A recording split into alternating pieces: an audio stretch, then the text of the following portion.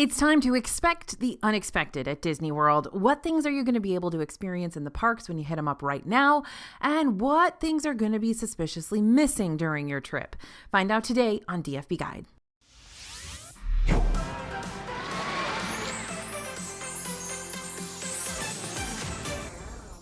Hey everybody, it's AJ for Disney Food Blog. The Disney World parks are always up to something new, but that newness can throw you off if you don't know what to expect before your trip happens. So today we're going to cover the things you should expect and the things you should not expect for your not so distant Disney World vacation to help you plan accordingly and stay in the know. So yeah, Disney World has been keeping busy. While some of those things you can expect to find on property will come as a major relief to you at this point, others can make planning more complicated if you're not careful. We're going to start with the dining cancellation change. This new rule was made for me. Disney must have known I needed it desperately. Instead of needing to cancel your reservations 24 hours in advance, you are now able to cancel your Disney dining reservations up to 2 hours before your meal without any sort of cancellation fee. Now, for special case restaurants like Hoop-Dee-Doo Musical Review at Disney's Fort Wilderness, you'll need to cancel 24 hours in advance still to avoid being charged the full amount for the dinner and show, even if you're not going to be there. However, the 2-hour cancellation policy should be the case for most table service restaurants at Disney World. Similar to Hoop-Dee-Doo, Cinderella's Royal Table in Magic Kingdom also needs more of a heads up for cancellations. So again, if you don't cancel within 24 hours, you're going to have to pay the full amount for your meal regardless. Victoria and Albert at Disney's Grand Floridian Resort and Spa also has a different cancellation policy that's not nearly as lenient. This high-end restaurant charges $100 per person for cancellation fees if a reservation is canceled within 5 days of the visit. And those who cancel on the day of will be charged full price. And that's a lot. In short, the 2-hour cancellation policy should be the case for most other Disney World table service locations, but if you're asked to add a credit card before you make your reservation, then you may want to double check on those cancellation policies, because there's a good chance they follow a different set of rules. Now, you can cancel your advanced dining reservation for whatever reasons you might have. You may want to cancel your breakfast if you'd rather sleep in, or you can cancel lunch if you'd rather prioritize rides, or maybe you want to cancel dinner because you're just not nearly as hungry as you thought you were going to be. Whatever the reason may be, canceling is easy. Just tap on the dining reservation in your My Disney Experience app, locate the modify button, and from there you should be able to cancel the reservation as long as it is within that 2-hour window. And if it isn't in that 2-hour window, well, you'll be given a number to call just in case you want to talk to a cast member about what's going on. They may be able to help you out. Next thing to expect, free services are returning. Now, don't get excited. FastPass isn't returning, Magical Express isn't coming back, but what is returning will help make your Disney resort stay a sweeter deal. First of all, overnight self-parking is free once again for guests staying at Disney World's resort hotels. Free parking had been a thing for many years at the Disney World hotels, but later changed to introduce overnight parking fees, which varied in cost depending on what level of hotel you were staying in. But starting in January, the free parking returned, and there was much rejoicing. Free parking is also available for hotel guests at the theme parks too, one less thing to budget for. On top of free parking, complimentary housekeeping services at the resorts are also back in full force. When Disney World reopened after the 2020 closures, all resorts received a fairly watered-down housekeeping service, where housekeeping only visited each room every other day, or even less in some circumstances, and people could decline housekeeping altogether because of the circumstances with potential COVID transmission. But by the end of February, full housekeeping services made their prodigal return. These include replenishing amenities, changing and restocking linens, vacuuming, cleaning the bathrooms, making the beds, and just making your overall home away from home look all clean and shiny by the time you return from the parks, because there's nothing quite like collapsing on a nice, cool, clean bed after a 20,000 plus step day. So grab your camera, you're going to want to get plenty of high quality pictures of Epcot when it's in full festival mode, and that's basically all the time. Epcot's got 4 unique festivals that happen throughout the year, so when you're there, it will probably be festival time.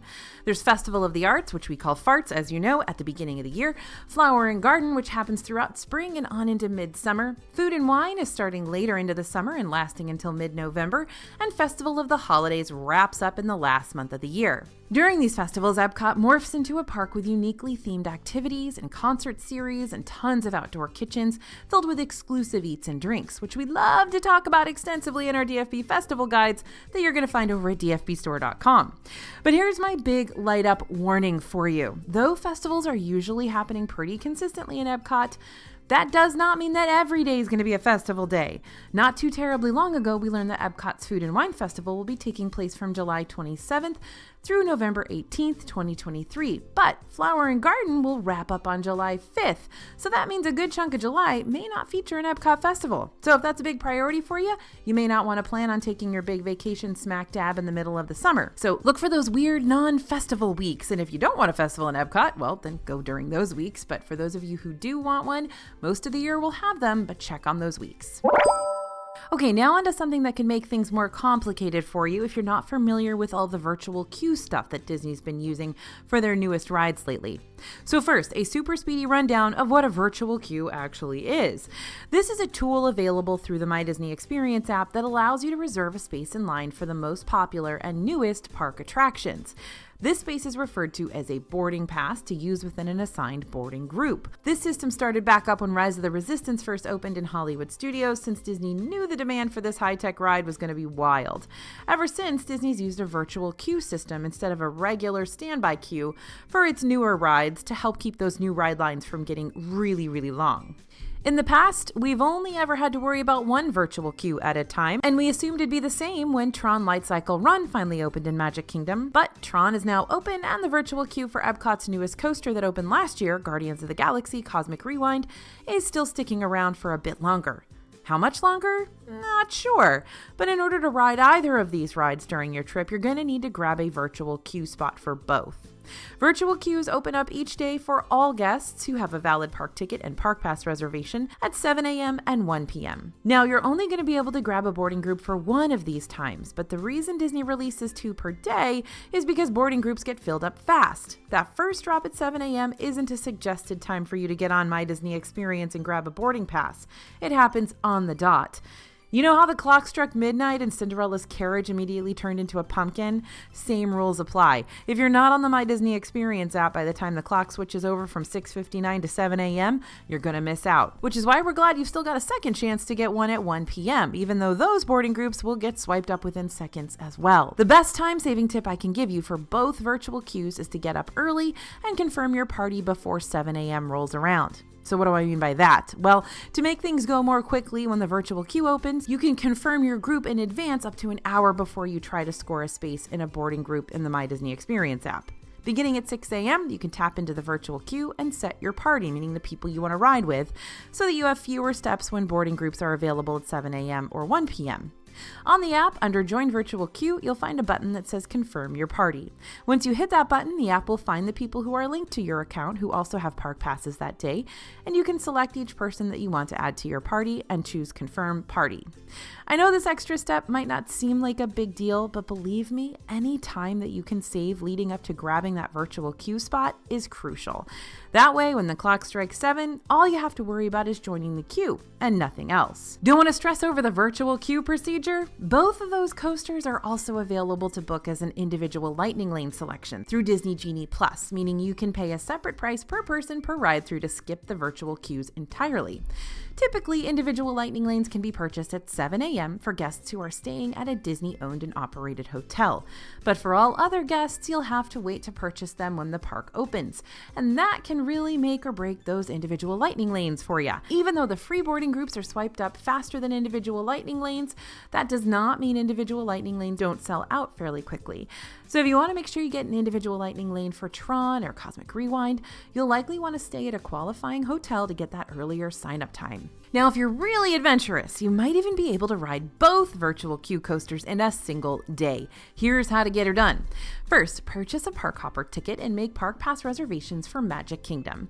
We'll want to make reservations for MK instead of Epcot because Tron is newer and could sell out faster. 2, try for a virtual queue. In an ideal world, this works flawlessly and you get a Tron boarding pass right at 7 a.m. because you're awesome like that. 3, budget and be ready to purchase an individual Lightning Lane for Cosmic Rewind. Go to the top of the tip board board page on the My Disney Experience app and change the selected park to Epcot. Then scroll until you see Guardians of the Galaxy Cosmic Rewind. Select the individual Lightning Lane option. If you're able to purchase a Lightning Lane, book one for as late in the day as possible so that it won't interfere with any potential dinner plans or your boarding group for Tron. Now, the Lightning Lanes for Guardians have been $17 each recently, but are subject to surge pricing.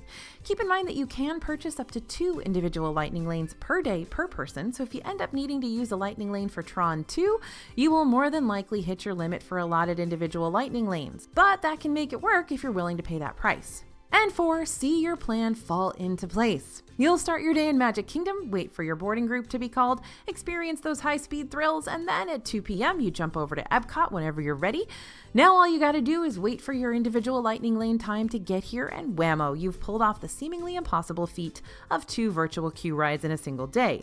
Full disclosure, I don't exactly recommend this method if you've got more time to spend in the parks, but if you're only going to be in Disney World for a day or 2, this might be a strategy worthy of attempting. Now, the next thing you should expect is that some super anticipated experiences are finally open. Get ready, I'm about to hit you with a ton of new and returning things on the Disney World scene that you can experience right now. First and foremost, 2 nighttime spectaculars have come back to the parks. Those are fireworks, my friends.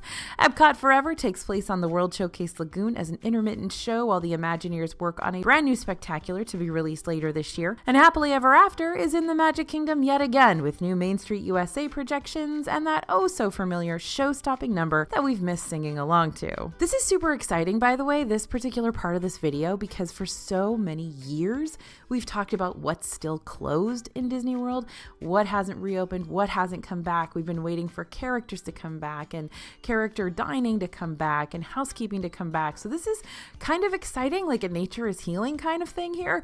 So I'm kind of into this. Anyway, don't worry, there'll be a second part to this video where we tell you what's still closed. But I hope you're enjoying this little section as much as I am. Anyway, y'all already know this since I just got done talking about it in the previous point, but the Tron Light Cycle Run Coaster has finally launched, literally, in Tomorrowland, alongside a refurbished gift shop, Tomorrowland Launch Depot, and that new snack kiosk, Energy Bites. And lo and behold, the Walt Disney World Railroad is back up and running too after 4 long years of waiting for it to return, and it's looking better than ever. This Magic Kingdom train has a new track, new on-ride narration, a new paint job, and a new tunnel that takes you past Tron, so you can check it out from a super unique vantage point. Magic Kingdom has been less busy lately with all their new and returning attractions, including a warm homecoming for character meet and greet experiences that have also been out of the picture since the COVID-19 shutdown. Pete's Silly Sideshow featuring Minnie Magnifique, Daisy Fortuna, the astounding Donaldo, and the Great Goofini returned under the big top in Fantasyland.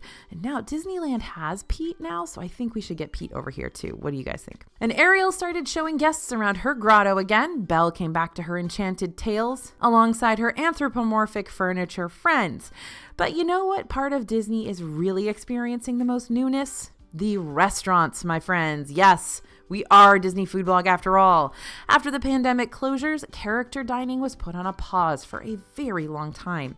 But now it's coming back in full force. This includes full princess character dining, returning to Cinderella's Royal Table after having been a modified version where you just take a quick pick with Cindy and nothing more for years. The big downside of the characters returning to their respective restaurants is the major price increases that follow. So make sure you study the menus online and figure out how much you need to budget on those meals before you secure the reservations. Lots of restaurants are also bringing back their breakfast offerings like Akershus Royal Banquet Hall and a Garden Grill in Epcot. And we've also seen the return of buffets to Disney World, for better or for worse. Restaurants like Boma, Flavors of Africa, and Disney's Animal Kingdom Lodge, and Chef Mickey's at Disney's Contemporary Resort, all back to their buffet ways. Ever since last summer, the upscale yet casual seafood restaurant Narcoossee's over in Disney's Grand Floridian Resort and Spa has been undergoing a major facelift, but in April, the restaurant reopened with an enhanced menu featuring new items like the ocean-inspired charcuterie board. My goodness, we actually ate lobster sausage, so you can check out that review. Blackened redfish, very confusing, roasted vegetable paella, dry-aged pork ribeye chop, plancha seared scallops, and Parisian gnocchi. But don't worry, lots of the old favorites like the Narcoossee's bisque and the classic surf and turf and that almond cheesecake, they're sticking around for now. The newest restaurant that's hit the Disney dining scene is over in Disney's Hollywood Studios. Roundup Rodeo Barbecue is a new table service restaurant in Toy Story Land that's going to take you on a rootin' tootin' dining experience in a rodeo arena while you get to dine on all you care to enjoy barbecue served family style. This one's a fun addition to Hollywood Studios' Toy Story lore and even has interactive elements. If you hear that Andy's coming, the whole restaurant goes into freeze mode.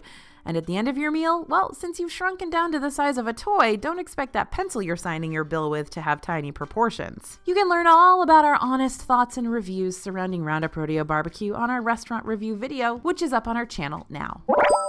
So just be aware that Halloween starts in August around here. It is never too early to start thinking about Halloween, right? Mickey's Not So Scary Halloween Party is a seasonal Magic Kingdom after-hours event that requires a separate ticket for entry. And during the event, you can expect trick-or-treating with tons of free candy, seasonal treats and merchandise throughout the park, a Booty You parade with the Headless Horseman kicking things off, and a special fireworks show toward the end of the evening. You're also free to dress up if you'd like. After all, the characters will be dressed up in their Halloween costumes, so why not you? One of the best parts about this party, though, is that you can get on lots of rides and attractions with lower wait times than you'll normally see throughout a regular Magic Kingdom day, because they just don't sell as many tickets for these as they do for a regular day in the park. Some rides may even get Halloween-themed overlays. Disney recently announced that the 2023 Not So Scary event will take place on select nights from August 11th through November 1st. Now, for many folks, thinking about celebrating Halloween starting in the last month of summer might sound like jumping the gun, but you can use this to your advantage. The cheapest Not So Scary tickets you're going to find are for certain evenings in August, with the lowest prices listed at $109 per ticket. Meanwhile, the most expensive tickets for this event are $199 towards the end of October, as well as on Halloween night. Prices vary throughout September, ranging around $119 to $149, but start to climb when October arrives, so they're between $169 and $189 until they get to that $199 there in October. So by choosing to celebrate the festivities early, you could potentially save at most $90 per ticket. Not to mention, August is usually less busy at Disney World in general, so it might not be a bad idea to start the grim grinning celebrations earlier rather than later on. The same thing goes for Mickey's Very Merry Christmas Party, another seasonal after-hours event in Magic Kingdom. In the past, Very Merry has started up in early to mid-November, which tends to be a cheaper, less hectic time to visit the parks than when it comes closer and closer to Christmas or even Thanksgiving week. And as we continue to learn more details surrounding these seasonal events, we will make sure to keep you in the loop, so keep checking back here. We'll keep feeding you the latest Disney 411. Now, something else to expect. 3 popular characters are on their way. Disney sure does love their surprise character drops, and we do too, which is why we're very excited to see 3 new Disney characters coming to the Disney scene this year. Just recently, Moana started meeting and greeting guests over at Disney's Animal Kingdom, just in time for Animal Kingdom's 25th anniversary and Earth Day on April 22nd. If you want to meet her, you can find her on Discovery Island. As you walk over the bridge towards Tree of Life, make a right towards Dino Land. The entrance for visitors will be right before the Dino Land sign. For times on when you can meet Moana, check the My Disney Experience app. She's already in there with several times listed for the day. Later this summer, our purple dragon friend Figment will be saying hey howdy hey to guests and not just inside his ride. We're not quite sure what this meet and greet will include, but we're very hyped to see more love being shown for our imaginative little purple buddy outside popcorn buckets. And our girl Mirabelle from the animated movie Encanto is dropping into the Magic Kingdom over at Fairy Tale Garden later this fall. Now this space is currently home to Merida's meet and greet experience, sorry Merida, and will be transformed with whimsical decor inspired by La Familia Madrigal upon Mirabelle's arrival. So let's talk next about what you should not expect. We don't want you to be disappointed by your upcoming Disney World trip, so it's best you know about the things you should expect, but also the things you should not. That way, you'll keep from getting your hopes up over something that's unavailable or unpredictable, and be better able to plan around them regardless. So you know how I had that chat with you earlier in this video about how so many things are back open and the buffets and the character meals and the meet and greets? Well, here's where the damper comes in, because not everything is going to be back open. Along with all those exciting new and returning Disney offerings, there are several things that are either closed till the foreseeable future or closed permanently. One of the biggest closures we encountered earlier this year was Splash Mountain, which wrapped up its 30-year run in Magic Kingdom at the end of January. Splash is being completely transformed into Tiana's Bayou Adventure, which is going to open up later on in 2024. The log flume ride system will remain the same, but the theming will be completely centered around what happens after the happily ever after we see in the classic animated Disney film The Princess and the Frog. As more time passes, we start to learn even more about what this ride is going to be like, and we recently found out that Smellitzers will be used in the ride's queue to pump in the scent of piping hot beignets. Listen here, Magic Kingdom, you better have those fried pastries ready for me to chow down on after the ride, because the temptation is just mean if you don't follow through with the eats. I'm just saying, bring a Tiana's Palace to Magic Kingdom and make sure there are beignets. Now, over in Hollywood Studios, we're still waiting to hear about the fate of the Voyage of the Little Mermaid stage show, which has been closed since the pandemic, with no word on when or if it's going to return. But a recent closure that happened in Hollywood Studios will for sure return later on this summer.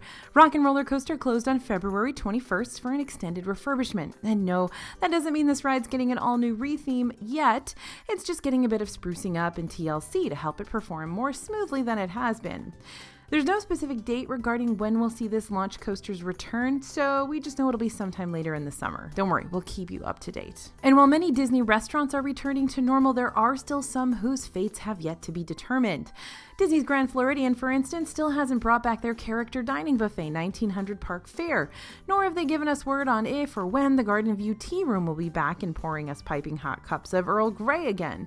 But in the meantime, there are still plenty of restaurants you can check out in the Grand Floridian area, like Gasparilla Island Grill, where I get my delicious mac and cheese every single time I'm there, the Citrico Signature Restaurant upstairs, the Grand Floridian Cafe Table Service, the Enchanted Rose Lounge, the AAA Five Diamond Victoria and Albert's, and of course the newly reopened Narcoossee's. We've had to say happy trails to the Trails End restaurant over at Disney's Fort Wilderness, since this former family-style restaurant, which once featured all you care to enjoy skillets and buffets, officially closed on April 17th to make way for a brand new quick service location for Fort Wilderness. And for all you families out there who love spending at least one day of your vacation out at the pool, then you need to be aware that there are some lingering pool closures that might still be happening around Disney World property.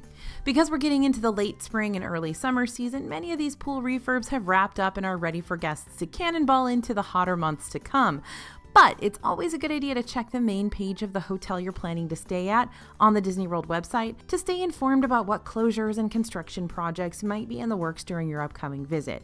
You can also sign up for the DFB newsletter. We'll send you those kind of updates directly to your email when we hear about them. I'll link our newsletter sign up down in the description below in case you're interested.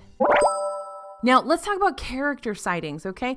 Look, I get it. When you hear about a rare sighting for one of your favorite characters, you're ready to seek them out and tell them how much you love them. But even if a handful of guests confirm that there's a certain character sighting going on right now, that doesn't mean that character sighting is going to be absolutely 100% guaranteed on every day from here on out. So, how can you improve your chances of actually seeing someone you want to see? There are two ways. Strategy 1, you need to know where the rare characters tend to hang out. Sometimes if we stumble on a rare character by accident, these are the places we most commonly find them hiding out. Near the International Gateway at Epcot, we've previously seen the Evil Queen, Launchpad McQuack, Mirabelle, Pinocchio, and Prince Naveen. Around the World Showcase in Epcot, we'll sometimes spot Li Shang hanging out with Mulan in the China Pavilion, and though the characters we most commonly see at the Crystal Palace character meal in Magic Kingdom are Winnie the Pooh, Eeyore, Tigger, and Piglet, we've also seen Rabbit hop on by on occasion. And over in Disney's Hollywood Studios, we've seen several rare characters making their rounds recently. Powerline Max is over on Grand Avenue, close to the Galaxy's Edge entrance. The Incredibles are in various locations near Mickey and Minnie's Runaway Railway. And even Mando and Grogu, who like to meander around Batuu every now and then, can be spotted. Strategy 2, check the My Disney Experience app. If you select characters at the top of the MDE map, you'll notice a dozen odd Mickeys pop up on the map screen. Tap on any one of them to see which characters are out and about to meet people that day. Some characters only appear in certain locations at specific times of the day, so it's also a good idea to check the app first thing in the morning to make sure you're not missing out on your favorites, like Anastasia and Drizella, or Captain Jack Sparrow, or even Peter Pan. All right, next it is time for the dreaded surge price talk, or not so dreaded if you use those ever fluctuating park prices to your advantage. You'll see what I mean in just a second. Much like gas prices, the prices for several aspects of your Disney trip, including tickets, hotels, Genie Plus, individual lightning lanes, and park hopper add-ons, change day to day. For some surge prices, like park tickets, resorts, and park hoppers, you don't have to be completely thrown off by the ever-changing price tags. The Disney website is going to show you these ranges well in advance, meaning you can book them well in advance too, and not have to worry about those prices suddenly switching up on you at the last second. However, some surge prices like Disney Genie Plus and individual lightning lanes, those are going to change day by day. And since you can't purchase these extras well in advance, you won't really know what you're going to pay for them until the day of your visit. Or will you? I know, it's always a mystery around here, right? Well, turns out you can get a better idea of what you need to budget if you plan on purchasing lightning lanes just by looking at the surge prices for park tickets and hotel rooms. Let's look at the month of September, for example. Disney states that a one-day ticket ranges between $109 and $189 for any given day. If you see ticket prices that fall into that cheaper range, that means you're looking at taking a trip around Disney's slower season. But if you're seeing ticket prices maxing out at $189, that means you're still taking a trip around Disney's peak season. With me? Okay.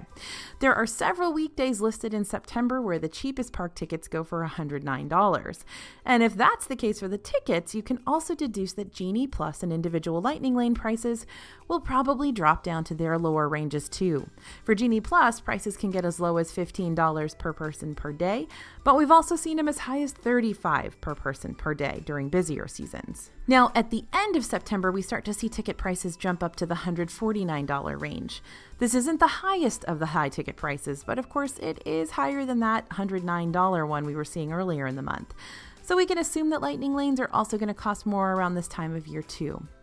That being said, it's always better to be on the safer side of things, so if you're planning on investing in Genie Plus or individual lightning lanes for however many days you want to use them, then plan on always budgeting for the max price range of $35 per person per day just in case. That way, even if the Genie Plus or individual lightning lane prices are higher than you expected them to be, you'll already have that safety net money handy. And if the prices are lower, then you got some extra money to spend on other souvenirs and experiences instead. So this is the true heartbreak of heartbreaks, right? Your favorite dessert or snack is gone. It might have been a snack you were looking forward to, or it might have been a snack you fell in love with on a previous trip. Either way, that snack you've been dreaming about could very well be gone from the Disney World menus before you arrive, without even giving you the chance to say goodbye. Like I said, heartbreaking.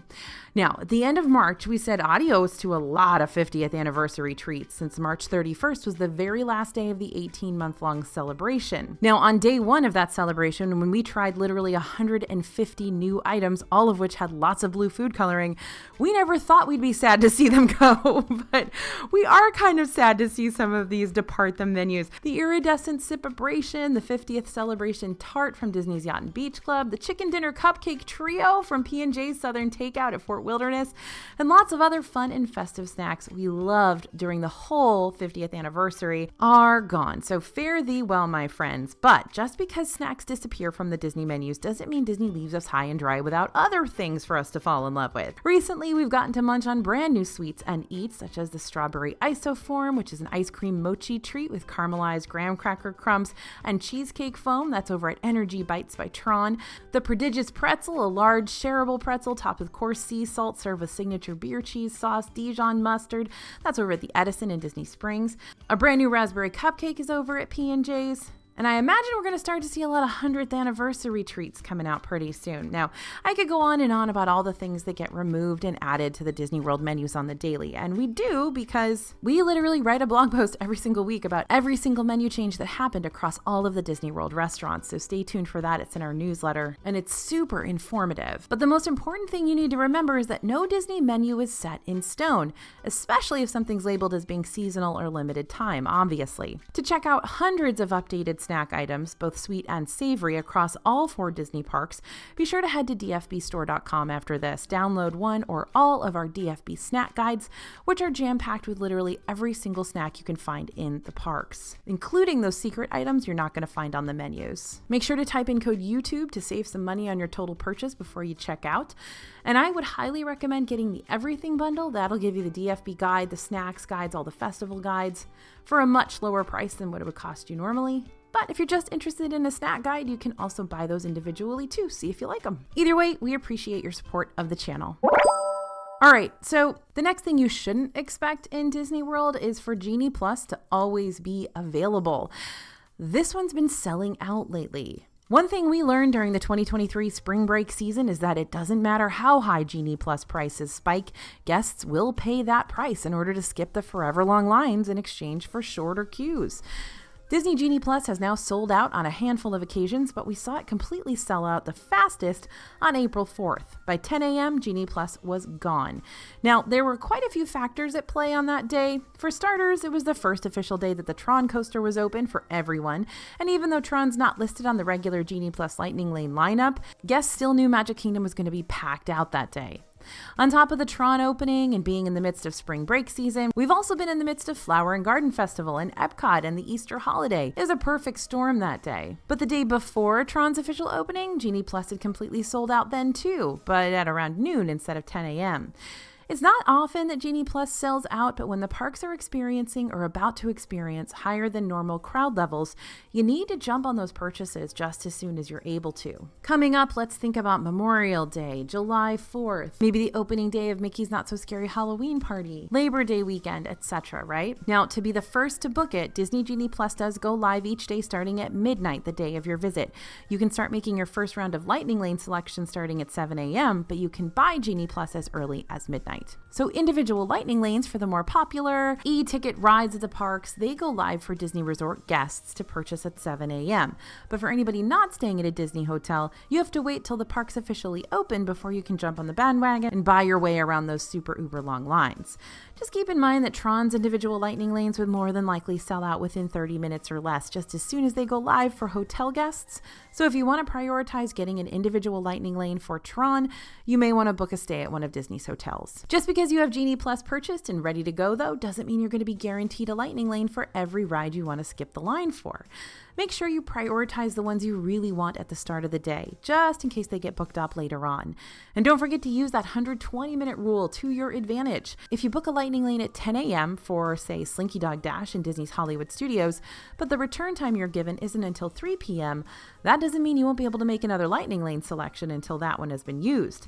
You'll just have to wait for that 2-hour cooldown period to pass before you can make another selection. Meaning, once noon rolls around, you'll still be able to book a Lightning Lane for like Tower of Terror, Toy Story Mania, Millennium Falcon, even though you're still holding onto your Slinky Dog Dash Lightning Lane as well. Now, Genie Plus can be a doozy when you first hear about it, but we've got some really helpful Genie Plus videos on our channel and a full Lightning Lane guide on our DFB website that can help you maximize these purchases the day of your visit.